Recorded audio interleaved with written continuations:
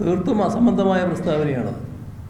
CPM-ലെ ഒരു നേതാവും കുറുക്കുവഴികളിലൂടെ നേതാവായി മാറുന്നതല്ല. നിരവധി കാലത്തെ പ്രവർത്തനങ്ങളിലൂടെയാണ് ഏതൊരാളും അതിൻ്റെ അംഗീകാരമെന്ന നിലക്ക് നേതാവായി മാറുന്നത്. പിന്നെ ഇത്തരത്തിലുള്ള വിലയിരുത്തലുകൾ പൊതുസമൂഹത്തിന് മുന്നിൽ നടത്തുന്നത് അവജ്ഞാപൂർവം പാർട്ടി തള്ളിക്കളയുന്നതുമാണ്.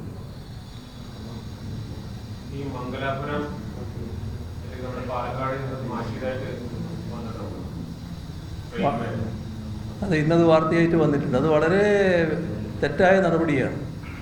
കാരണം നമ്മുടെ സംസ്ഥാനത്തെ കൂടി അത് പ്രതികൂലമായി ബാധിക്കുന്നുണ്ട്. അപ്പോൾ അത്തരം കാര്യങ്ങളിൽ ഫലപ്രദമായ ഇടപെടലുകൾ ഉണ്ടാകേണ്ടതായിട്ടുണ്ട്. സംസ്ഥാന സർക്കാരും ശക്തമായി ഇടപെടണം. പാർലമെൻറ്റിൽ MP-മാരും ശക്തമായി ഇടപെടുന്ന നിലയുണ്ടാകണം. നമ്മുടെ നാടിന് ഒന്നാകെ തന്നെ ഇതിൽ പ്രതിഷേധിക്കാനും പറ്റണം. അല്ല, റെയിൽവേയുടെ വരുമാനം കുറയുന്നു എന്ന് പറഞ്ഞ് പാലക്കാട് ഡിവിഷൻ തന്നെ ഇല്ലാതാക്കാനുള്ള ദൂഢ നീക്കം ഇതിൻ്റെ പിന്നിലുണ്ടോ എന്ന് നോക്കണം. അതും നമ്മൾ പരിശോധിക്കേണ്ട കാര്യമാണ്. അത്തരം ആപത്തുകൾ നിലനിൽക്കുന്നുണ്ട്.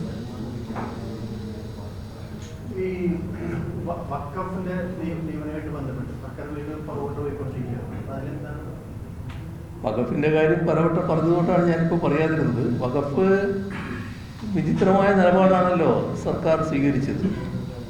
ഒരു ന്യായീകരണവും അതിനില്ല. കാരണം വഖഫ് ബോർഡ് പ്രവർത്തിച്ചുകൊണ്ടിരിക്കുകയാണ്. അതിനെതിരെ ഒരു പെറ്റീഷൻ കോടതിയുടെ മുന്നിലുണ്ട്. അത് അക്കാര്യത്തിൽ ഗവൺമെൻറ് അങ്ങോട്ട് പോയി പറയുകയാണ്, ഞങ്ങൾ ഇത് പുനഃസംഘടിപ്പിക്കുന്നതിന് അനുകൂലമാണ്. അത് രണ്ടാളുകൾ മുസ്ലിം ഇതര വിഭാഗത്തിൽ നിന്ന് വേണ്ടവരില്ലാത്തത് ശരിയല്ല, അവരെ കൂടി ഉൾപ്പെടുത്തി പുനഃസംഘടിപ്പിക്കാൻ ഞങ്ങൾ സന്നദ്ധമാണ് എന്ന് അങ്ങോട്ട് പറയുകയാണ്. അത്തരമൊരു നിലപാട് എന്തിനാണ് എടുത്തത്? ഇന്ത്യ രാജ്യത്ത് നമ്മുടെ സംസ്ഥാനം ഈ വഖഫ് ബോർഡ് പുനഃസംഘടിപ്പിക്കേണ്ടി വന്നപ്പോൾ ആ 2 അമുസ്ലിങ്ങൾ വേണമെന്ന വ്യവസ്ഥ അംഗീകരിക്കാതെ പുനഃസംഘടിപ്പിക്കാനുണ്ടായത്.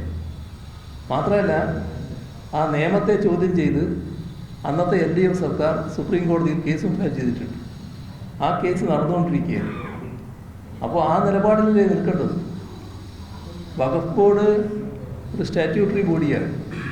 അതിൻ്റെ കാലാവധി തീരുന്നത് വരെ ആ ബോർഡ് തുടരേണ്ടതാണ്. അതിനാവശ്യമായ സൗകര്യങ്ങളാണ് ഒരു സർക്കാർ ചെയ്തു കൊടുക്കേണ്ടത്. ഒരനുഭവം ഞാൻ പറയാം. 2016 ഞങ്ങൾ അധികാരത്തിൽ വരുമ്പോൾ അന്നത്തെ വഖഫ് ബോർഡ് ഉണ്ടായിരുന്നു. ആ വഖഫ് ബോർഡ് UDF സർക്കാർ നിയമിച്ച വഖഫ് ബോർഡായിരുന്നു. ഞങ്ങളത് തുടരട്ടെ എന്നാന്ന് വെച്ചു. അതിൻ്റെ കാലാവധി പൂർത്തിയായപ്പോഴാണ് പുനഃസംഘടിപ്പിക്കുന്നത്. അപ്പോൾ ഈ ബോർഡ് അതിൻ്റെ കാലാവധി പൂർത്തിയാകുന്നതുവരെ തുടരാൻ ഉള്ള നടപടിയല്ലേ എടുക്കേണ്ടത്.